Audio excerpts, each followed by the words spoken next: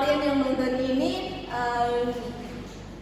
gak ngerti ya kayak legislative talk itu apa, sebelum aku mulai legislative talknya, aku mau jelasin dulu legislative talk itu apa. Nah, legislative talk ini tuh salah satu agenda yang direncanain sama Komisi 3 dari BLM periode 2024. Nah, di legislative talk ini kita bakal ngundang banyak narasumber dan bahas topik-topik yang mengenai legislatif. Nah, jadi kalau kalian mau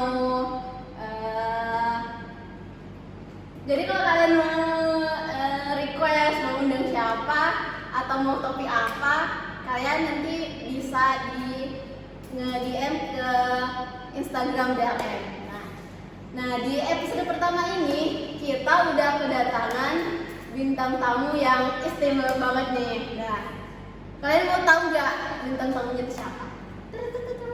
Nanti dimasukin sound drumnya. Tada, Kak Yuaini. Kak Yuaini mungkin sebelum mulai legislative talknya ini bisa perkenalan dulu nih, kan soalnya ada pepatah yang mengatakan tak kenal maka tak sayang. Nah, boleh perkenalan dulu Kak? Oke, perkenalkan nama aku Yuaini Pranajita. Aku sekarang juga sedang berkuliah di UPN Veteran Jawa Timur, Prodi Informatika dari angkatan 2021. Oke.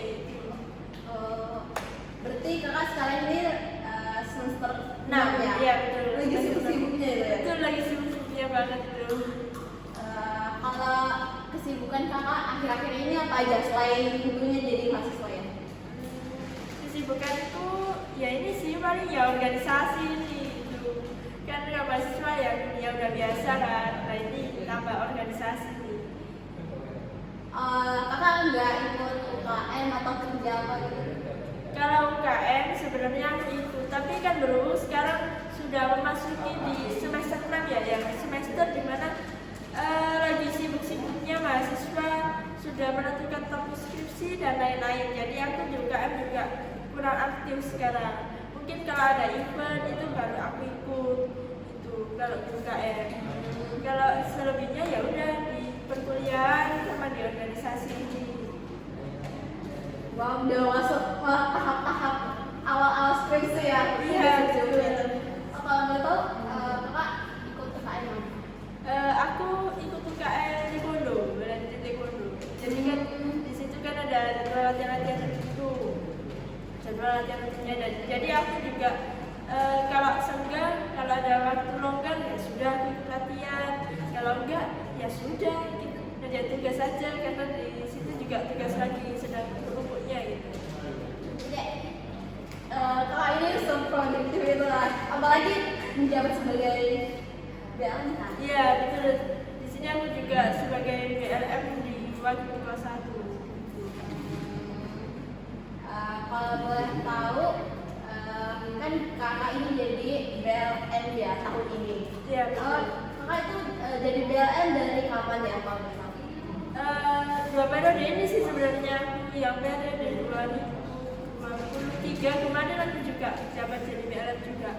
Sekarang udah jadi iya, sekarang dua periode. Kan kakak ini udah 2 periode ya. Kalau boleh tahu waktu kakak pertama kali daftar itu, kakak udah tahu nggak sih BLM itu kayak gimana?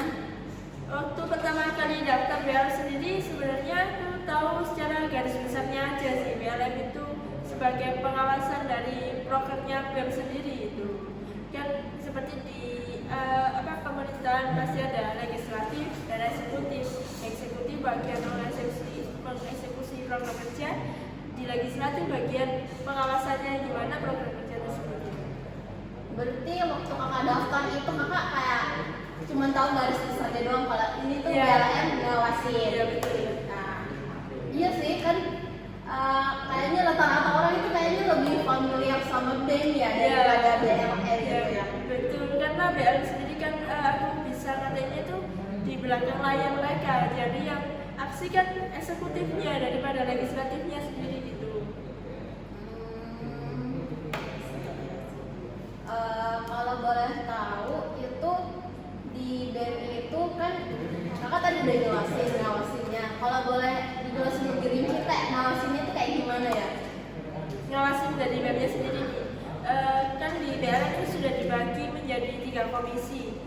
1, komisi 2, komisi 3. Di setiap komisinya juga pasti pengawasannya itu berbeda-beda. Misalnya di komisi 1 ngawasin Departemen Sospol, komisi 2 ngawasin Departemen HDK, komisi 3 ngawasin Departemen PSDM. Jadi mereka sudah punya tugas masing-masing sebenarnya. Dan pasti setiap departemen juga terdiri dari beberapa bidang kan. Nah, dari bidang-bidang tersebut pasti ada program kerja yang dilakukan. Nah, jadi sebelum kita mengetahui program kerja yang telah dilakukan, maksudnya yang mau dilakukan, yang direncanakan oleh BEM sendiri, itu kita melakukan rapat kerja terlebih dahulu.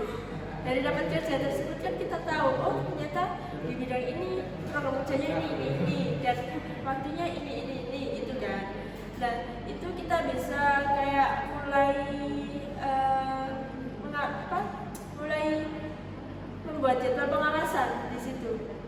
Terus sebelum proker dimulai, kita juga tentunya membuat kuesioner proker yang berguna untuk mencari tahu apa yang dibutuhkan dari mahasiswa, KM mahasiswa terutama di Fasilkom ini, apa sih dari program kerja ini.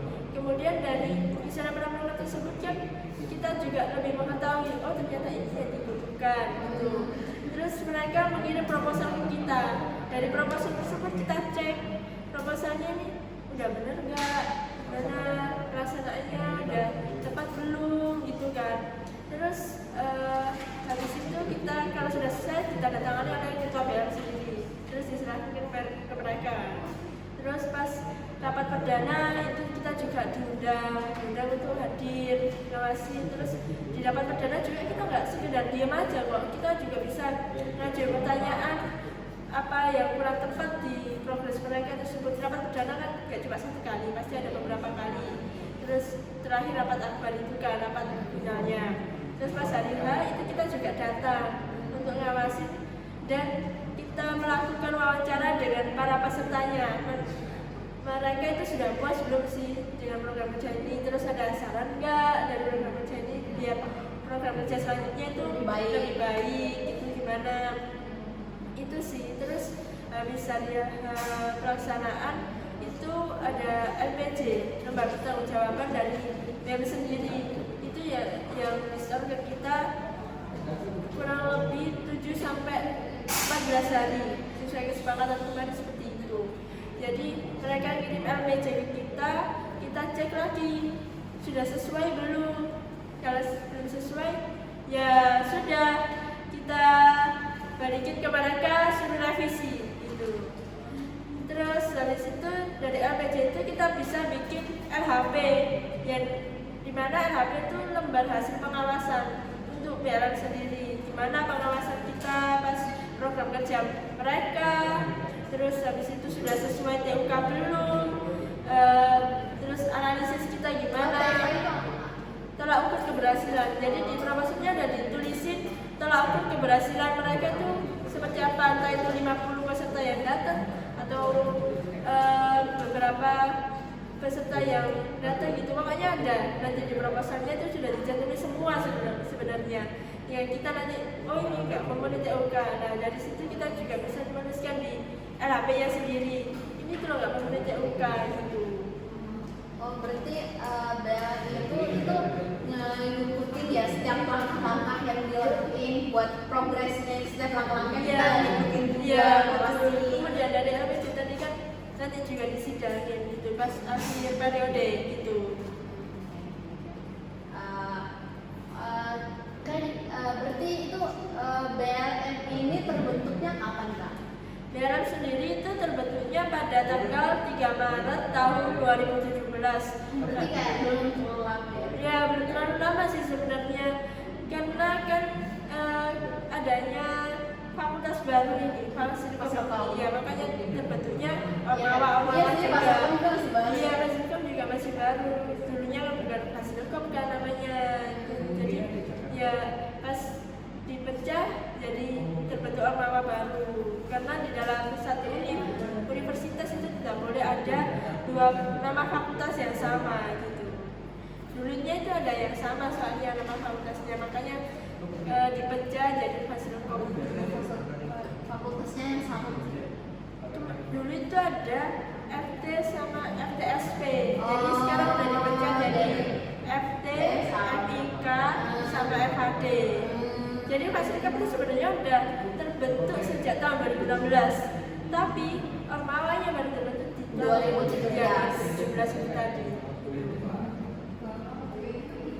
Kan kakak ini itu 2 periode ya di BLN. Iya, 2 periode. Alasan kakak itu buat mau jadi anggota BLN selama 2 periode itu berarti apa? Alasanku jabat BLN ini ya pertama pasti aku ingin mengembangkan skill organisasiku, kemudian anggaran relasi juga, mengetahui lebih dalam apa itu legislatif gitu sih. Bedanya BLN dengan organisasi lain itu kayak apa kak? Soalnya kakak itu lebih milih di BLN kan, daripada di organisasi lain. Apalagi selama 2 tahun kepengurusan, berarti kakak ini udah kayak benar-benar nyaman di BLN. Apa yang buat kakak benar-benar nyaman? Mungkin kalau buat zaman aku di BLM ya dari lingkungannya juga itu juga enak, dan BLM sendiri kan mengawasi. Jadi kita tahu, oh berarti selama ini kayak tugas pemerintah, DPR mengawasi program kerja dari eksekutif sendiri gitu kan.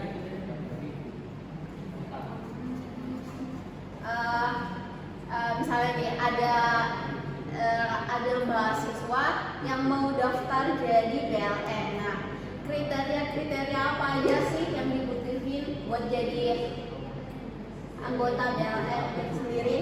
Oh, di sini kan BLN itu sebenarnya ada 2, anggota sama staf. Oh, ada 2 ya. Ada anggota sama. Iya. Bedanya itu apa? Kalau anggota itu dipemirain bareng sama presbem fakultas sama presbem fakultas. Terus jadi kita itu juga ikut orasi. Dan di setiap fakultas, apalagi terutama fakultas ilmu komputer ini kan, itu kan ada prodi sains data, kemudian ada informatika, sistem informasi, kemudian yang baru bisnis Ada yang digital. baru. Iya, bisnis digital ini cuma belum masuk kan? Iya, belum masuk. Di KM kita, jadi mereka itu belum dipemirain. Ya, jadi yang dipemirain cuma 3 prodi ini.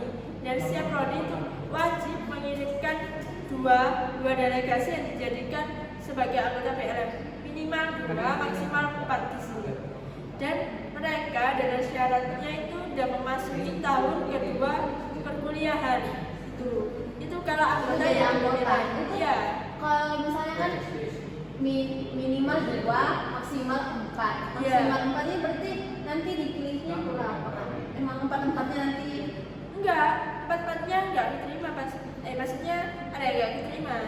Jadi dipilih suara terbanyak. Jadi harus ada minimal 2. Oh, berarti kalau misalnya yang daftar 2, berarti yang Iya, itu tadi mewakili dari prodi mereka. Gitu kan di sini BLM itu sebenarnya kayak aku sendiri itu bukan nama aku yang jadi, tapi prodi. Jadi misalnya keluar itu harus ada pengganti dari prodi yang sama juga gitu. Misalnya di sini bukan nama kita yang dicantumin, tapi prodi. Yang kedua ini staff. Yang staff itu mereka dari anggota BLM yang dipemira ini itu open recruitment buat staff, di mana staff itu nggak bantu kerjanya BLM gitu loh. Staff sendiri itu nggak ketentuannya paling ya cuma IPK itu sih ya, nggak sama dapat surat rekomendasi. Walaupun anggota yang dipemira ini juga harus dapat surat rekomendasi dari himpunan mahasiswa, entah Himativa, Himasivo, Himasada, itu harus ada surat rekomendasinya. Kalau nggak ada surat rekomendasinya itu tidak bisa daftar, karena di situ surat rekomendasi kedudukannya sangat penting di sini, karena di masing-masing hima biar tahu oh ini loh sudah mengikuti organisasi ini, sudah ikut BLM, jadi mereka kan ada kesempatan buat ikut hima juga. Jadi di sini tuh nggak bisa rangkap organisasi gitu loh. Kalau di BLM ya udah nggak bisa daftar BEM, nggak bisa daftar hima, itu sih. Itu kalau staff itu kan open recruitment tadi itu. Berarti bedanya staff sama anggota itu, kalau anggota itu dibatasin apa? Semester berapa? Pokoknya tahun kedua berkuliah berarti semester 3 4 ya. Berarti kalau staffnya itu nggak ada batasnya? Enggak ada. Oh, Mereka kan cuma staff biasa ya. berarti kayak maba-maba ini bisa langsung daftar kalau Ya. jadi staff ya? Bener. Nah, selama kakak menjadi kepengurusan BLM ini itu kakak pasti merasakan ya apa aja manfaat-manfaatnya atau benefitnya dari BLM. Nah, boleh dijelasin nggak apa aja manfaat atau benefitnya dari BLM sehingga kakak itu mantep gitu loh buat jadi anggota BLM? Untuk benefitnya sendiri ya kita lebih mengetahui dari ilmu kelegislatifan itu sendiri, terus menambah skill organisasi, kemudian yang jelas juga nambah relasi kita. Kan kita di sini juga dari 3 prodi, terus habis itu kita juga bisa kenal dari legislatif jurusannya juga. Oh iya sih. Ya, jadi Bisa lebih ya. banyak relasinya gitu, nggak hanya satu prodi gitu doang. Kan kita terkadang biar ikut organisasi ini juga berguna untuk melepaskan penat ketika kita kuliah. Kalau kita kuliah kan pasti udah stres, melepaskan penatnya itu ya. ikut organisasi. Iya betul. Kayak selingan lah. Nggak kuliah mulu, kuliah kan pasti lihat koordinat lagi, tugas lagi. Kalau organisasi kan bisa ketemu teman, terus habis itu ngobrol, diskusi itu kan. Ya sih, bisa minta temen buat ngerjain Iya, juga. kalau ada temen yang bisa lumayan tuh kita bisa nanya. Nah, jadi teman-teman tadi udah seperti yang udah disampaikan sama Kak Yua ini dari apa itu BLM, sejarah BLM, cara daftarnya, perbedaan anggota sama stafnya, sama benefit dari masuk BLM. Nah, di IG BLM sendiri tuh kita udah menyediakan Kak kolom komentar, kolom Q&A buat anak-anak pasien kaum yang ingin bertanya buat episode 1 ini Kak.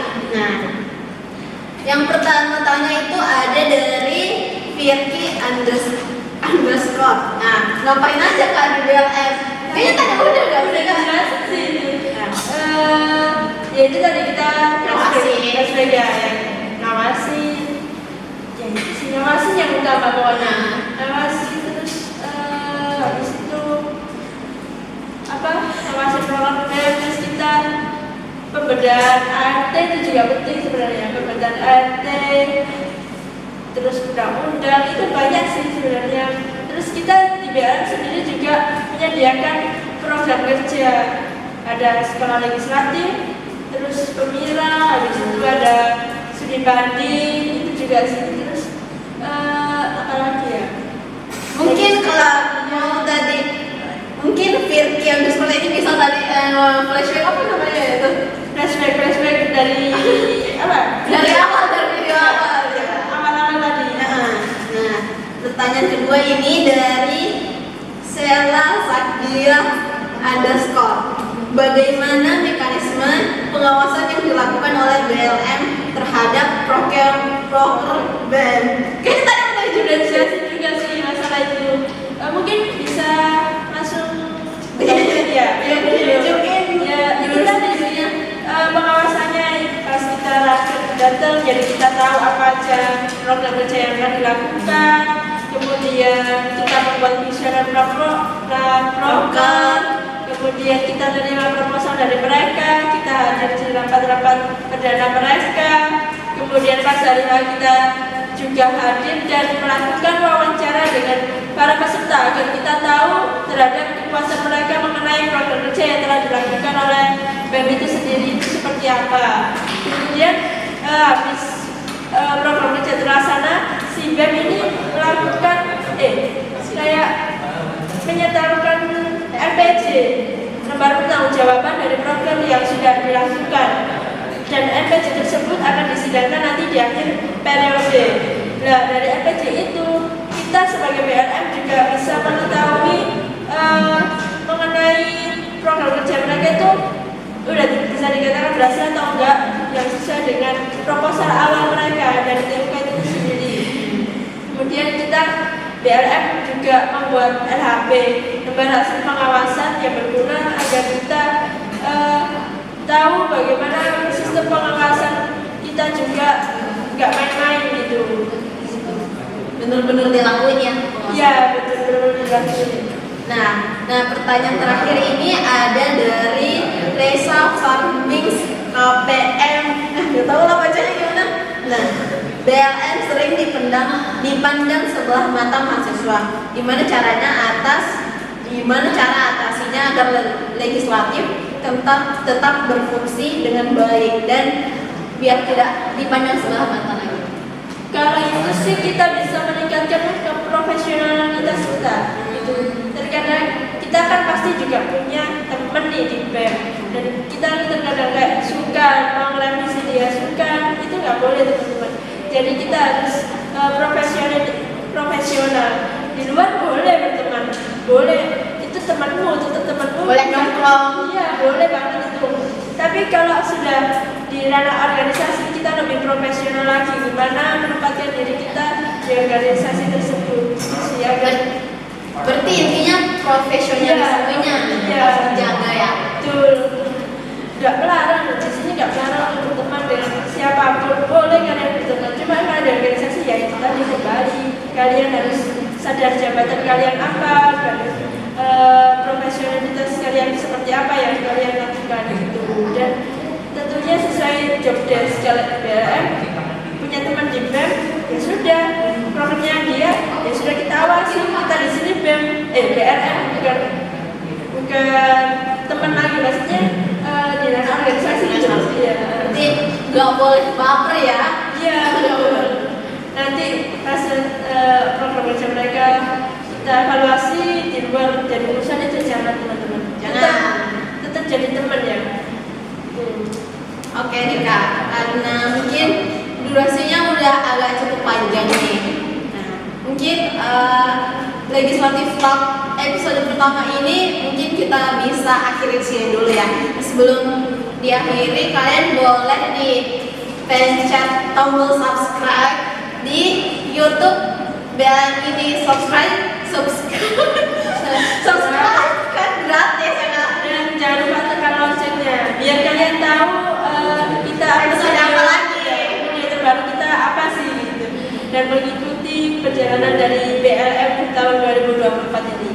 Sama jangan lupa di follow ID blmfasilkom.upnvjd dan TikTok blmfasilkom.upnvjd, sama namanya sama Instagram lah. Ya. Oke. Jangan lupa ya teman-teman. Jangan lupa subscribe.